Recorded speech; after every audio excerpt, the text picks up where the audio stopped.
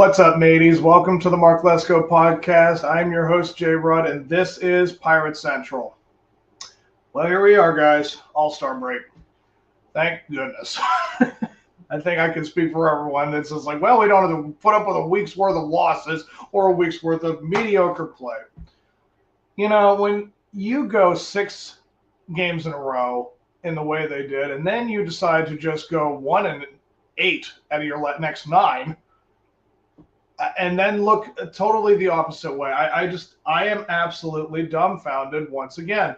I shouldn't be. I should not be, because this team has proven time and time again, at least with this new GM that we've had for several years, that they just have no idea how to be competitive. Like, it's blatantly obvious that this is all the general manager and kind of the president. I know the owner is never changing, unless some miracle occurs. The president and the GM are the guys that are kind of letting this all happen. And it's kind of ridiculous that you're allowed to do this. Like, I just feel like this is almost criminal. But then we're just fans. We just want to root for the team. But the overall report card that I have for it, I mean, of course, you're going to see one side be pretty impressive and the other side, of course, not. I mean, but the numbers right here are just, it's kind of amazing. Even when you dig further into it, how bad this whole situation has been for the whole season. I mean, first off, the overall managing grade kind of evens out to a B- just because, you know, the F that Shelton was giving us at the beginning of the season and the A- quality that we have from Mr. Don Kelly, like we kind of have it evened out at a B-. I think that what Don Kelly has taken over, that's pretty impressive what we have been witnessing so far from the guy. But again, as you're seeing from the last several games, not even a guy like Kelly can help what is exactly wrong with this team. So I'll just go over these really quick. So the midseason report card, let's start with the starting rotation. I just looked these numbers up. The Pittsburgh Pirates, as of right now, have the 10th best ERA in the entire Major League, not in National League. They're the 10th best in all baseball with a 3.73. I'm very impressed with that. Of course, it all starts with Paul Skeens. Listen to this. 20 games started, 2.01 ERA. And then Mitch Keller, 20 games started, 3.48. Very impressive. I'm very happy with that. And then Bailey Falters at 19 games with 3.79, very respectable. And Andrew Haney, I know he's kind of stumbled these last couple of games, but he's pitched 19 games. He has a 4.5, which is not that bad. It's could be better, but it's definitely pretty impressive for the Pirates. So, and then of course you have the 5th starter, which is, you know, Majinski, Burroughs, Ashcraft. I mean, it just seems like they go back and forth with those 3 guys. And you know, it's kind of like it really depends on who's catching them, because that really has kind of been the eye-opener for me. When I watch Joey Bart catch games and Henry Davis catch games, it's night and day. The pitching rotation just looks so much more solid with Davis behind the plate. And, of course, Joey Bart has a slightly better batting average than Davis, and they're looking for hits. Like, we'll get into this offense, but that's kind of what I've noticed a lot with why the rotation is so great. Yes, I mean, Bart can catch a good game, but Davis catches a great game. Like, it's pretty obvious, like, how that looks. I mean, if Bart is at a B-, Davis is at a solid A with his catching. So that's really what it's at. And then you look at the the bullpen side of it. I mean, you got Genesis Cabrera. You know, that was the pickup, and it's not been the best or the worst. But then you got Caleb Ferguson. I like the guy a lot. Isaac Matson. I mean, that was an awesome little story. I mean, out of nowhere, guy local, and he's now pitching for the Pirates, and he's not been bad at all. I mean, I've been very impressed. Carl Majinski, okay, not great. I put him right there with Cabrera. He just gives up too many hits. He wants to be a starter, but even in the bullpen, he's kind of giving up some hits. And Johan Ramirez, I mean, yeah, we just recently acquired he's been down in the minors. We got him up here. I don't think he pitched all that great. I can't remember what his performance was these last several games, But yeah, I'm going to give this between, of course, Dennis Santana and David Bednar. David Bednar has completely turned it around, completely. I know this guy's a trade piece, as is Dennis Santana. But yeah, between the two guys, the setup and the closer, yeah, I'm going to give this overall bullpen a solid B. Like, it's not an A bullpen by any means, but it's not bad either. So I very much impressed with what between Santana and Bednar have been able to collectively do for this team. We only have 19 saves on the season, so it's definitely not the greatest performance. Now, here's the thing that's interesting I looked up. We do have 10 shutouts in terms of pitching. That's insane. To have 10 shutouts and only 19 saves, yeah, it's pretty eye-opening. Again, what exactly is the problem? And here we go with that. The offense. I mean, obviously, I'll be a positive guy, and I'll give them an F+. Like, I want to be a positive guy like that. So, but you listen to these numbers, and again, it's not historically bad, but it's kind of up there with, like, why this team is where it's at. This team has, collectively, as a team, 736 hits. And their batting average as a team is 230. Down there in the bottom 5, like as bad as it can be, yes. Now here's where it gets really interesting. Of those 736 hits, they have only had 326 runs. Yes, that is the worst in baseball. That means they are getting more than half less runs when it comes to hits. Like, the hits are not the worst, but they're down there. And yet they only have mustered up 326 hits. That is just absolutely the worst. I can't remember the last time when we were dead last in hits. We are just completely bottom feeding. Now, here's where it's why they are also one of the worst teams in baseball offensively, because they have the worst home run numbers. They have only 66 home runs. That is the worst in baseball. I think the next to them is the White Sox at 76. When you are dead last in home runs and the next closest team has 10 more than you, seems like that's pretty obvious as to why this team has the issues it does. And because of that, they have the worst RBI numbers. They have only 315 RBIs this season. Again, 736 hits and only 315 of them are RBIs. That is almost at a 33%. I know it's around 40, 45, but still, that is absolutely atrocious. And I threw another thing in too, where you look at their stolen base numbers. This is fascinating.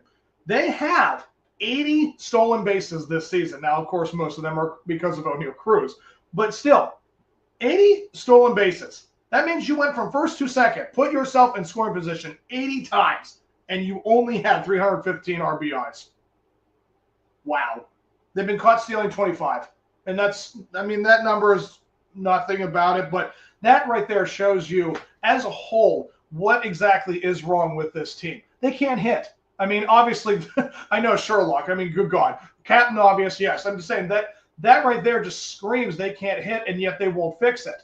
And what did they do yesterday with the draft? I mean, I was thinking about doing a show for the draft, but if it's just the one pick, again, we needed to focus on what the future looks like. And what did we do? We did pick up a guy who I did know was a pitcher. I think his name is Seth Hernandez.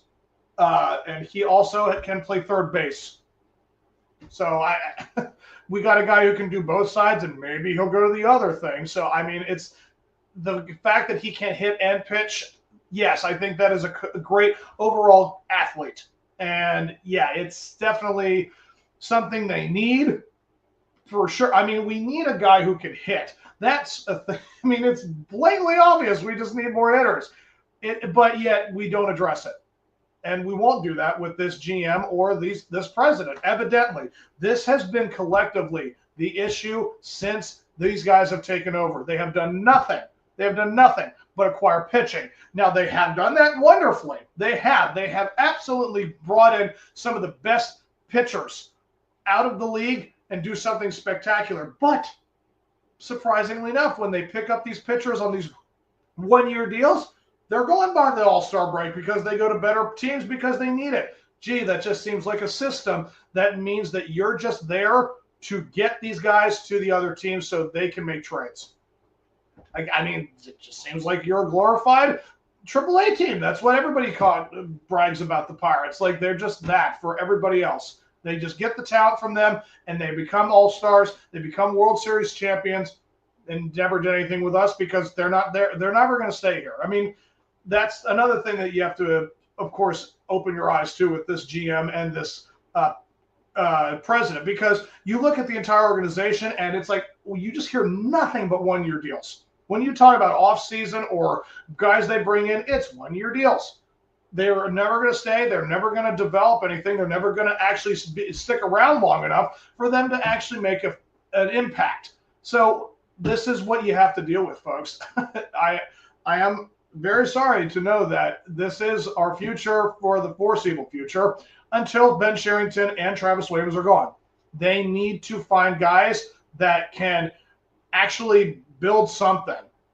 I mean, that's not really what, Bob Nutting apparently cares about, but that's really what needs to be done, obviously. Again, more Captain Obvious, more Sherlock. It's not difficult to figure out how to solve these problems, but it's a question of this wall that is Bob Nutting and company that you can't get around. I mean, it is just, it's too high, it's too wide. I mean, it's the problem. So until we can get through it, this is what you have to deal with. I mean, I love my Pirates. I want to love this Pittsburgh Pirates team, but they just don't give you a whole lot to love, which then brings me finally to my last point with this, why this team is an F+.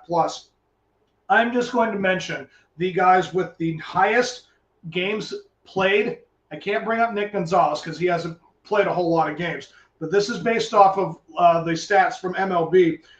All these guys, the 5 players I'm mentioning on offense: Brian Reynolds, Ke'Bryan Hayes, McCutchen, Cruz, Kiner Falefa, in that order. Brian Reynolds has played the most games. We have played 97 games as a team. He has played 91 of them. So the guy that has the most games played has missed 6 games. And we know that he had the paternity leave thing. I think if it wasn't for that, he would never have missed a game. So that was that thing. But yeah, of the 91 games, that guy has 355 at-bats. He has 80 hits. Your guy that has the most games and has the most at-bats has a grand total of 80 hits. Yeah, I think it's a 225, 230 batting average. Wonderful. So then the next guy is Ke'Bryan Hayes. He has played in 89. Yeah, so I mean, I don't know what the whole issue with that is, but he has had 328 at-bats, 78 hits. That man has, what is that, 27? Yeah, 27 less at-bats than Brian Reynolds. And 2 games less played, he has just 2 hits less than him. So, I mean, Ke'Bryan Hayes actually has a better batting average than our best player or most at-bat guy. And then the next one actually is O'Neal Cruz with 307 at-bats. He's only played in 85. He has sat for 12 games. I don't think I've heard of an injury issue, but that guy's that sat that many games without an injury, again, makes no sense. He has 307 at-bats, 65 hits. I mean, guys, and again, 65 of those hits, 16 of them are home runs. So that's 51 games that he's only had 51 hits outside of a home run. Yeah. Or no, what is that, 49? Doing math in my head. Yeah, 49 hits. Everything else is a strikeout. Guy struck out 119 times.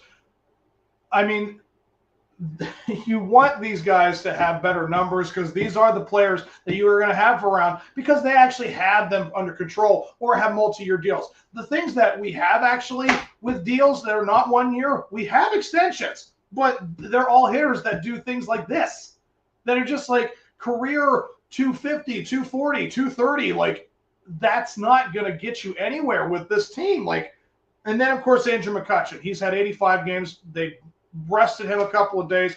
He's older. I mean, that's the only thing I'm going to go with. I mean, a lot of that was with Shelton, too. I don't think Don Kelly has sat McCutchen for more than maybe 3 or 4 games.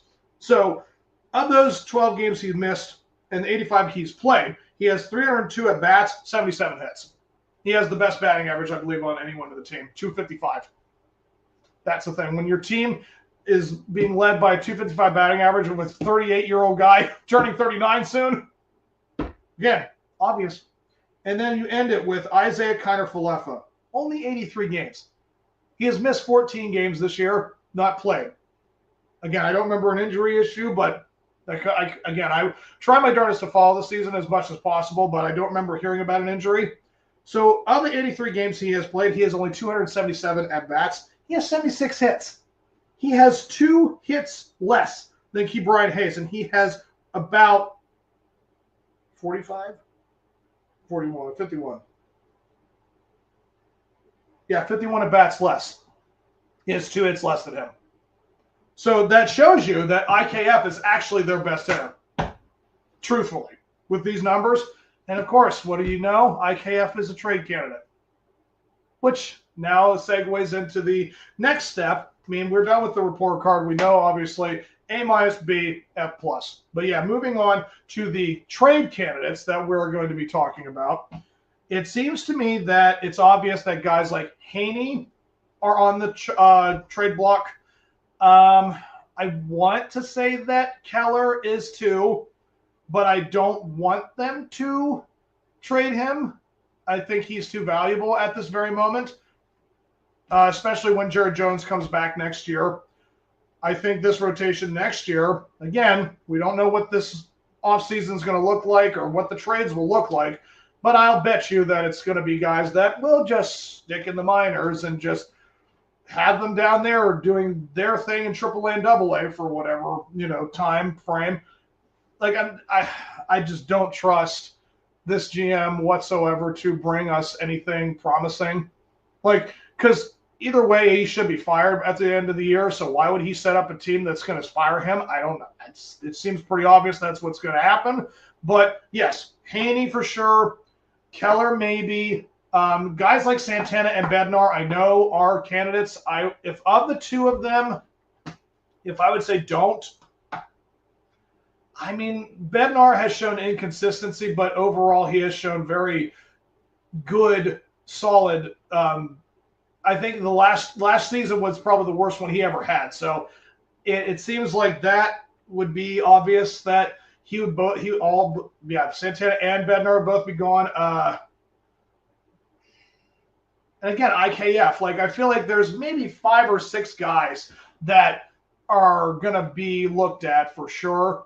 And getting what we get back, it better just pretty much be either guys that fit them kind of equally, but just one step below. I mean, they're not going to be giving us what they have back, because if they had that, they wouldn't trade them. So obviously we're going to get something less back for those trades.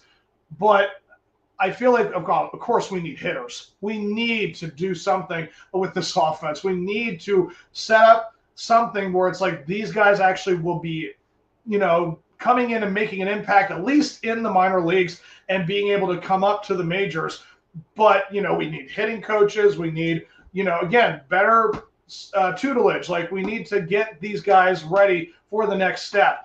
Listen, we have had our fair share of losing seasons, and I know that MLB and Bob Nutting, I feel like that's what they want. They just like knowing that this team is a joke and we can always constantly rely on it. Like, there's just something about it that they seem like they want it that way. So I want, of course, better things. We all do, but it seems like the people that actually make the decisions will just either want Yankees, Mets, Dodgers, Phillies, Cubs, like they really want the Cubs, all the teams that matter in big major markets with a lot of money. So I've never understood the whole thing about why Pittsburgh don't have money, but they just don't want to spend it. So they feel like that's what they want to have happen for the Pittsburgh Pirates, and that just seems like the owner wants it that way too. So I don't know what would be a better option for trades, because it just seems like we are going to get less than what we give away. And then we make a new GM, but who knows? The guy they hire may just be another Ben Sherrington. So everything's status quo for this owner and how they want things to be done. So I'm not saying it's doomsday, but they seem like they are not going to be improving anything anytime soon. So, but with moving on for my closer, history in the making, the Pittsburgh Pirates, our dear Mark Lesko actually texted me this, and he showed me that we're right there in the history books. We have played well over, and I'm not going to try and do this number in my head, we have played well over 20-some thousand games since 1881, since we became a team. Our record is currently 10,878, 10,877. We are dead on the line. We are one game over it. We have not hit that line of 500 or low. We have been a winning team in terms of the history books since 1903. That is 122 years ago that we were last under 500 as a franchise. From 1903, and I'm going to probably put the real number on it, to 1992, almost 90 years, I think the Pittsburgh Pirates had probably 30 losing seasons, and they had 60 winning seasons. I'm not going to try to actually do that number, but I would like to think it's something around that. If anything, it's 50-40. It's got to be more than not, because you can't have that kind of success. But since 1992, the last 32, 33 years, this team has had 4 winning records, 4 winning seasons. That is insane. And again, from 1993 to 2007, Bob Nutting was not the owner of this team. So for 14 years, that was somebody else that was ruining things. But Bob has owned this team now for the 18th season, and we are where we at. I mean, for the last 18 years, we've had 4 winning seasons. Yeah, we didn't have a winning record with the other owners before Bob, and under Bob, we've had 4 winning records. But still, the numbers show 10,878, 10,877. I got to say, that's got to be one of the craziest stats you can pretty much bring up with this team. But again, this has been fairly recent history that it has gone in such a bad way. Ever since then, people can brag, people can actually boast about how successful this team has looked over the course of the 20th century. From 1900 to 2000, this team had actually very successful years, had many, many World Series. I mean, not many teams can say they have 7 World Series, but we can. And the last one we have seen, Ronald Reagan wasn't president yet. Taxi was the best comedy on television. I mean, things like that really start to just make you go, dear Lord, that's too long ago. But that's what we have to deal with. So that right there is what I'm going to end it with, guys. I really hope you've enjoyed this episode. I have absolutely enjoyed this. But yeah, we've got the All-Star break, and we have O'Neal Cruz in the Home Run Derby. I think that'll be interesting to see how many times he strikes out. But yeah, it's awesome to see a representation. And of course, Paul Skeen's starting the All-Star game. What a no-brainer, Captain Obvious again. But it's going to be awesome. I'm very much looking forward to seeing what he puts on the international scale. Like, he's going to wow everybody once again. I know that we are definitely in a unique era where we have things to talk about, but it's about those things and nothing more. In the second half of the season, brace yourselves. I think if I saw the second half of the season, we have maybe a dozen winning record teams. Maybe. Everything else is around us or below us, actually. We have yet to face the Rockies. We have faced the White Sox, I think, once already. Like, I'm just saying, we actually have teams we can beat that we actually have a chance of winning against. But that's pretty much what you have to look forward to. So, hope you guys have enjoyed this episode. And until the next one, guys, let's go Bucks.